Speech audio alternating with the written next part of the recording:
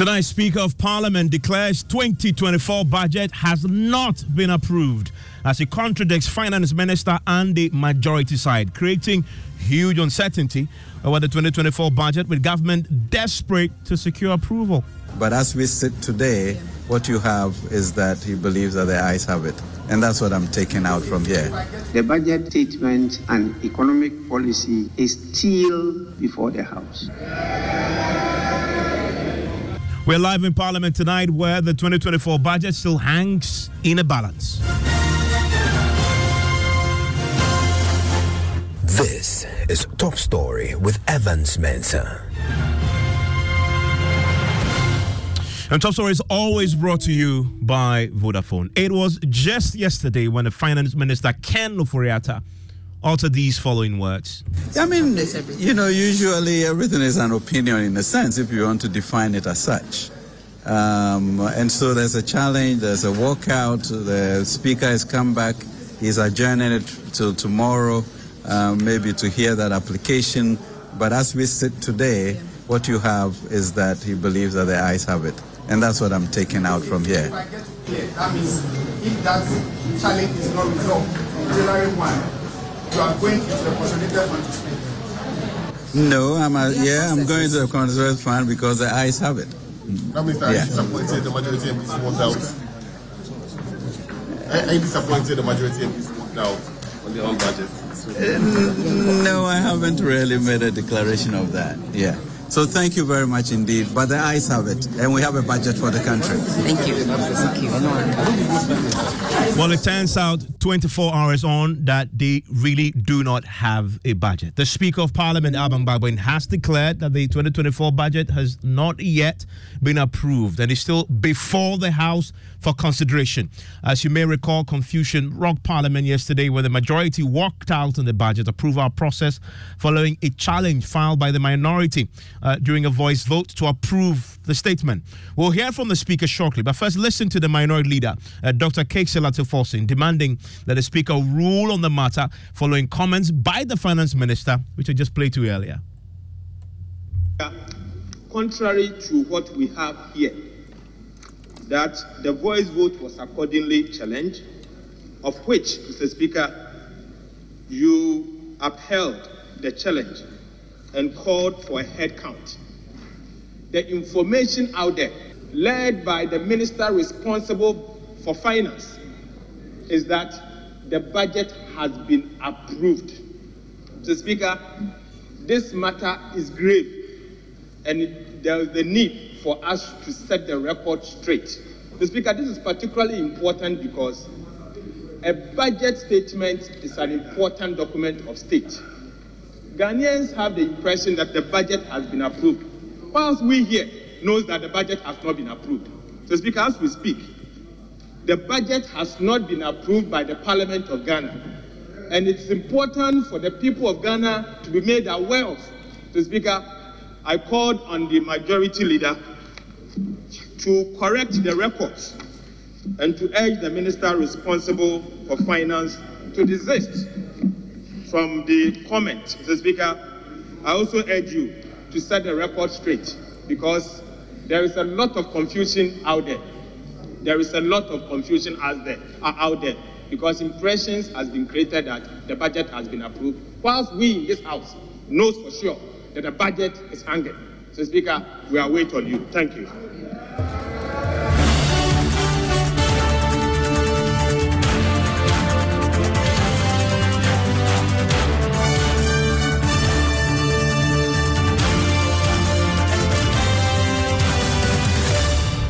Let me take you to Parliament now. I want to bring in parliamentary correspondent Kweku Asante. Kweku, before we even come to the Speaker's pronouncement on this, I'm curious about what I was watching on television today. The entire Parliament appeared very empty.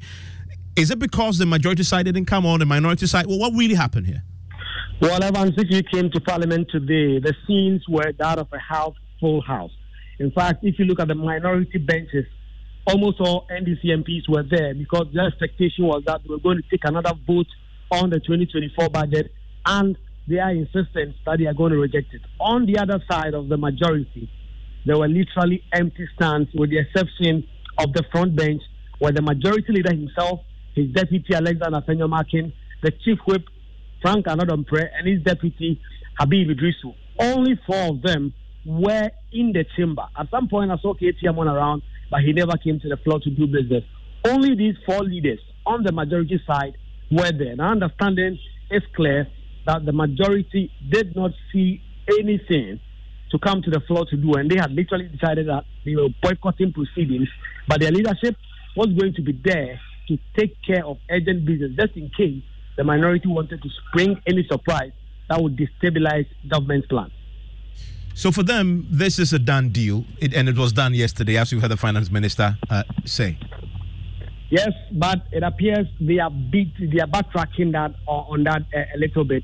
The majority leader was on the floor to respond to the concerns of the minority leader, and he now did not outrightly say that the budget has been passed, but he sought to make a distinction to say that there has been an initial voice vote which has been approved by the House. Although that has been challenged, what is outstanding is the head count to be taken, and that it will be inappropriate to generally say that the budget has not been approved. Listen to him before the Speaker made his ruling. By whatever event that the minority leader is relating to when he says to us that the budget is hanging. Mr. Speaker, the page 12 that captures the votes and proceedings. Page 12, item 8.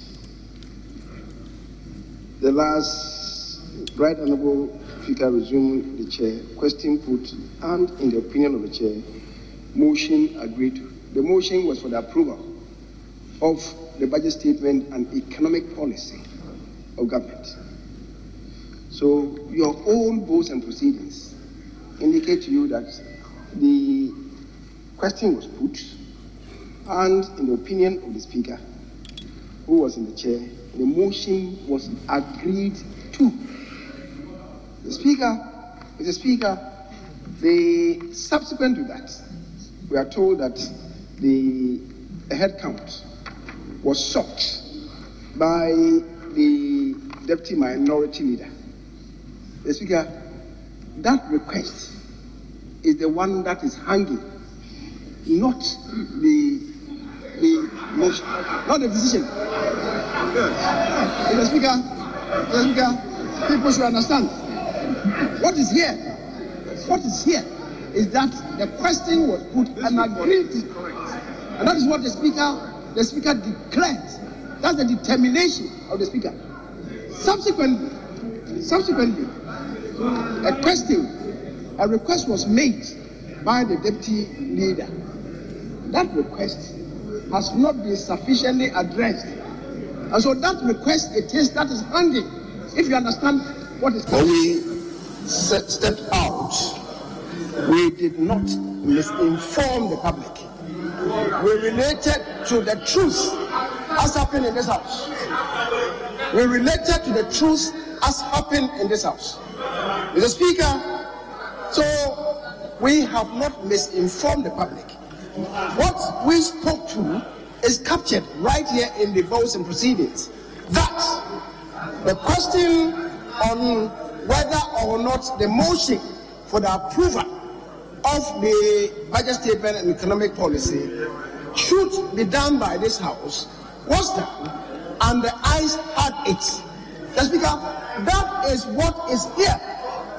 And nobody here has challenged that the question was put, and in the opinion of the chair, the motion was agreed to.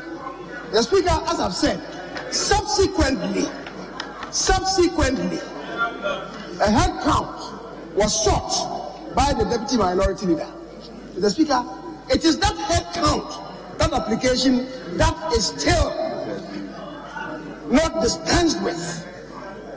That head count has not been dispensed with. It should not be confused under any circumstances. Anybody who knows parliamentary practice, it should not be confused under any circumstances that the Speaker has not said that the ayes have it. Mr. Speaker, and then when you say that the ayes have it, and people are making issue about it, Mr. Speaker, the ayes have it, is a term of art in any parliament. And it's a tragedy for people who don't even appreciate this.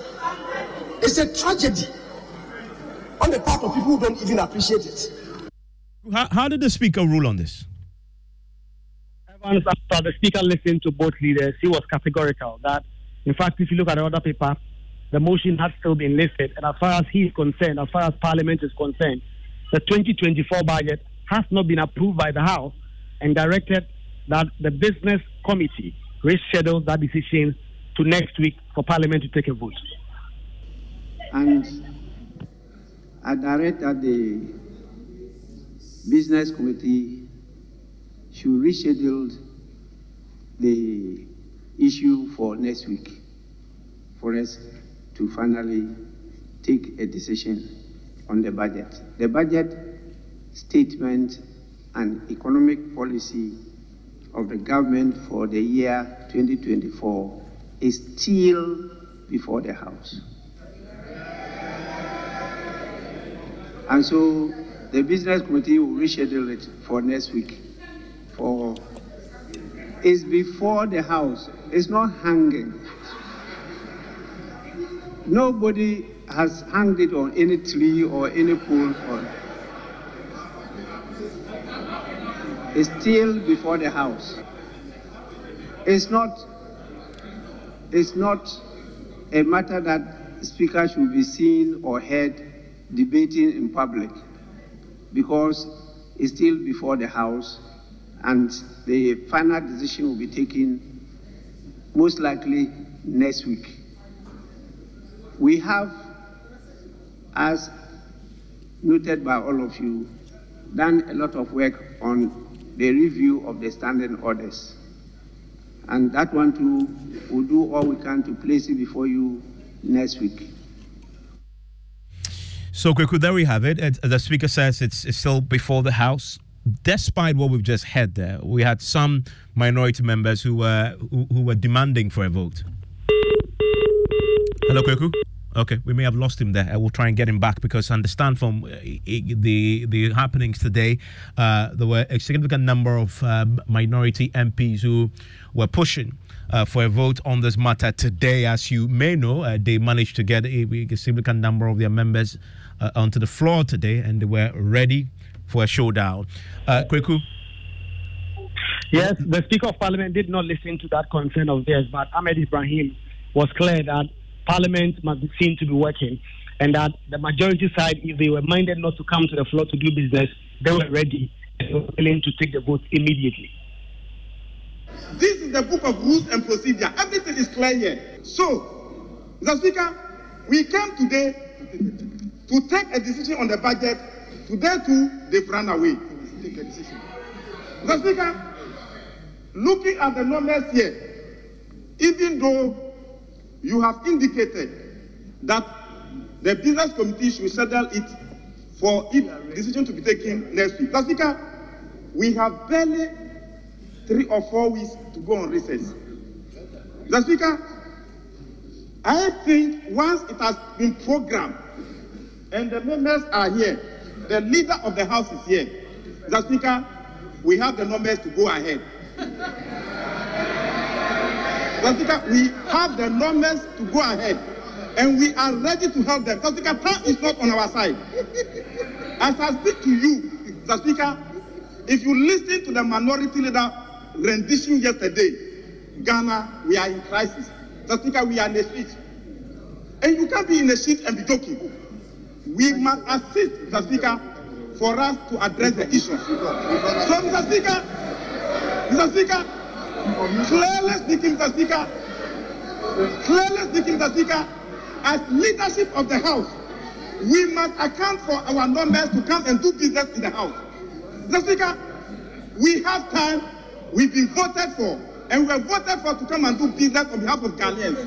And that is why we have come. Mr. Speaker, today is today, and the decision must be taken. You want the decision to be taken, the decision is on the other paper, and it must be taken today. We are ready for the decision today. And the decision must be taken now.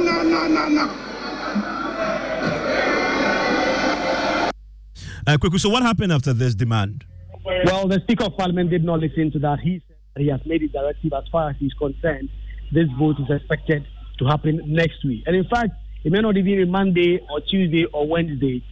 The information we are taking is that at the pre-sitting meeting, the agreement was that this vote is held on the 7th, which will be around Thursday next week, which is going to add a lot of salt to the injury of the Finance Ministry, who need this appropriation, who need this statement to be passed, so that the committees in Parliament can start working on the various estimates, which will ultimately lead to the passage of the Appropriation Act before or on the 22nd of December, when MPs will be scheduled to go on Christmas break. So that has been the scene in the House. It's been a Parliament today of two tails. The majority completely not coming into the floor to prosecute the business that has been scheduled for today, except their leadership, who came, of course, to guard and protect their interests. And on that point, clearly there in their numbers, seeking to do business and vote, but the Speaker saying, no, let's do so next week. And Kweku, on that point about the majority leadership being on the floor, and there's just a few of them, just about 3 of them, and that became an issue in itself because Kwame the Agboja, who obviously is the Minority Chief Whip, was very clear that the Speaker should go ahead as a form of a sanction for their decision not to come and work on behalf of the people that they represent. He wanted the House to do normal business in the absence of the minority. Mr. Speaker, the world is watching us. If they have an issue why they decided not to come to work, they have to say, Mr. Speaker, I still don't feel comfortable that the business statement as read by the majority on behalf of the majority by the Deputy Whip should be adopted, Mr. Speaker, so that we can send a signal that there was something wrong with the sitting today, Mr. Speaker. I wish we can actually defer the adoption of today's business statement until Monday, when we see more of our colleagues on the other side. Because they are not here. And the majority leader has failed to tell us that, today too, we are boycotting. We have decided that only the 2 of us, we are here. Mr. Speaker, when we were closing yesterday, we thought we were coming here this morning to continue with what is captured under item 10, the motion. So, Mr. Speaker, they can't decide that the passage of the budget, for the first time, we have to decide. A government have decided, don't approve my budget until next week Thursday. The government, which is broke, which is looking for everything they can find, who is begging everybody in the world, is begging the minority, don't come and approve our budget until next week Thursday. Mr. Speaker, today is not a normal day.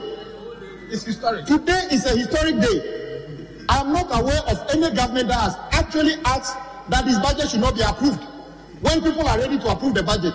So, Mr. Speaker, the least we can do is to defer the decision to adopt the business of next week to next week. So we find a little bit more of them. As we were speaking, the Deputy Whip just came in. There are just 3 in Parliament today. The world would like to know, how come only 3 of you from the New Patriotic Party are in Parliament today? Out of 138. Mr. Speaker, today is not a normal day. And Mr. Speaker, I'm pleading with you, defer the adoption of, I know we don't vote on it, defer the adoption of next week business until Monday. We want to see more of them in the chamber before we take that decision, Mr. Speaker. It is very, very important.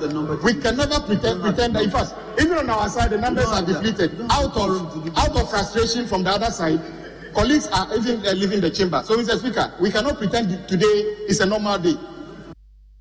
And Kweku, as we've just heard there, we have obviously seen that this has now been extended to next week. Yes, Evans. When it comes to the business statement, the Speaker of Parliament implored on Kwame Agboja to tone down on his demand, and that this business statement is really crucial for Parliament business planning for next week. And so, as for the business statement, it has been adopted despite the concerns expressed by the minority chief whips. They wanted the public and the Ghanaian public generally to see that NDP MPs were not on the floor today. The Speaker of Parliament said, well, Parliament's events are beamed live on Facebook and YouTube, and the Ghanaian public will see which of their representatives was or were in the House today to do business on their behalf. And so it is not important necessarily to hold on business because the majority MPs fail to show up. He says if some side of the House decide not to come to Parliament, public business in the House will not wait for them. They will almost always continue to do the business they can do with the numbers they have. And once they have been able to form quorum, the business has to progress. So when it comes to this appeal from the chief whip on the minority side, it was not listened to. The business statement was adopted, and next week, that is what will guide the House in doing business. Okay, I want to bring in Professor Godfrey Bokwing, who is, of course, an economist who joins us right now with the University of Ghana Business School. And Prof, this budget, how significant is it? There's a sense you hear in Parliament that this is so critical, both to our ability to access the $600 million, second release from the IMF, and that any delay in getting this approved can have devastating consequences for our economy. The reason why the finance minister was very eager yesterday announcing to the world that it has been approved. Is it that significant? Well, Evans, good evening. Good evening to our church listeners. Yeah, well, in terms of what is needed for Ghana to get the next tranche of the IMF-supported inflows, the 600 million, has nothing to do with the 2024 budget. No, because it is very clear from the IMF document, supported program document, what Ghana needed to do in order to assess the next 600 million. The 2024 budget is still one of them. Evans, what is outstanding, what is standing in the way of Ghana, it has to do with the agreement from the official creditor committee. It's not even the total external debt we are looking at here. We are looking at the external bilateral. So we needed agreement from there for the IMF board to consider Ghana's first review, for which reason we could get the 600 million. It has nothing to do with the 2024 budget. That said, I believe that Parliament should look at the 2024 budget comprehensively in the best interest of Ghana and then do what is needful. But it should not be, it cannot, because it's actually not in the document. That is a precondition. And therefore, the two are separate. What is needed for Ghana to get the next 600 million has more to do with our external bilateral negotiations with the official creditor committee. It's not even with the external commercial when it comes to Eurobonds. It has to do with the external bilateral, the official creditor committee, co-chaired by China and France. That is where the issue is right now. But there were some key IMF, I guess, inspired measures that had been put in this budget. And we know in the past when the huge debate and controversy around the budget, when it was approved or not, it then had impact on the confidence that, this country needed to do business and to grow further. Isn't this why this is such an important point, that it doesn't become a hot political subject that then further, creates economic challenges and a time of great sensitivity? Yes, within the overall scheme of consolidating the gains that we have made, it is important that the budget is considered objectively, analyzed, and then approved. That is consistent with our expectations, but it is not tied to getting the next 600 million inflows from the IMF. We have said, look, when the IMF came to town, they considered the first review, which has to do with Ghana's progress as at the end of June 2023. And then they also look at it prospectively with respect to the September end targets. These were targets prior to the presentation of the 2024 budget to Parliament. And therefore, whatever measures that are contained in the 2024 budget will be assessed subsequently. So therefore, overall, we expect that government business will not be held back. But even to say that is what is standing in our way from getting the 600 million is not entirely true. Thank you very much, Prof. Grateful that you could join us. MP for Tamale Central, Ibrahim Murtala Mohammed, former Deputy Trade Minister, joins us right now on the line, of course, on the minority side. Thank you very much, Murtala, for your time here on Top Story. In effect, you got what you wanted today. You were insistent yesterday that the budget has not been approved. The Speaker agrees with you. So you live to fight another day, in essence, next week. But the majority will bring their numbers. Many suggest that if you look at the numbers, this is still an exercise in futility. Well, Evans, our position is not just about numbers and as to whether the budget has been approved or not. We are paid by the people of this country to work. And therefore, we need to be in Parliament to discharge that responsibility. Unfortunately, what we witnessed today was a betrayal even to the majority caucus. You have your members who you directed not to come to Parliament, yet you came to Parliament. It speaks volumes. Because I thought that if the directive was that they shouldn't come to Parliament, the leadership wouldn't come to Parliament. And that was the reason why some of us were of the opinion that we didn't need to pass the business statement. Because assuming the minority also asked our members not to come, then there wouldn't have been any business to discharge by Parliament next week. So they directed their members not to come, yet they wanted to use our numbers to have business of government done next week. And I think that it doesn't augur well for our democracy. On the matter of whether the budget statement was approved or not, I guess it's been settled. And the minority leader couldn't even argue otherwise.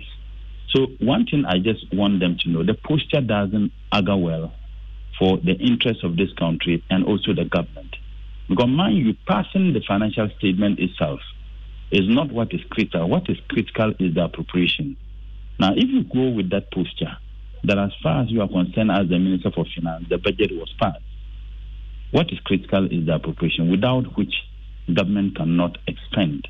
So I think that the majority leadership should think twice. But yesterday, after the incident, I engaged two senior colleagues from the NPP side, and they expressed absolute disgust about the action because they felt that as members of Parliament, they could have even prevailed upon the Speaker to suspend sitting so that the leadership of both sides will go into plenary and I will go into the Speaker's office at least to find an amicable solution to the problem.